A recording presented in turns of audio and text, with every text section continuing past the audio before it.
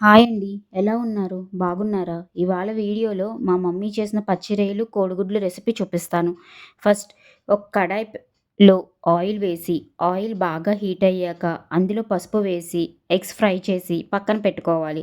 Next అదే ఆయిల్‌లో cut చేసి పెట్టుకున్న ఉల్లిపాయలు వేసి బాగా ఫ్రై చేసి, ఉల్లిపాయలు బాగా ఫ్రై అయ్యాక అందులో క్లీన్ చేసి పెట్టుకున్న ప్రాన్స్ చిన్నగా కట్ చేసి పెట్టుకున్న ములక్కాడ ముక్కలు వేసి బాగా కలపాలి.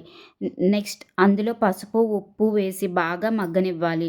ఆహ్, అన్ తర్వాత అందులో కారం వేసి, ఫ్రై చేసిన ఎగ్స్ వేసి బాగా కలపాలి.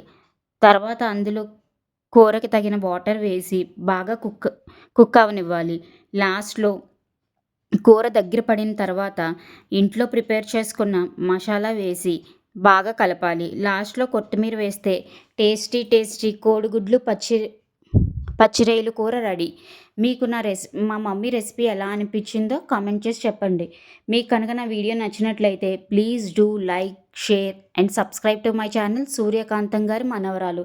Bye friends. Good night.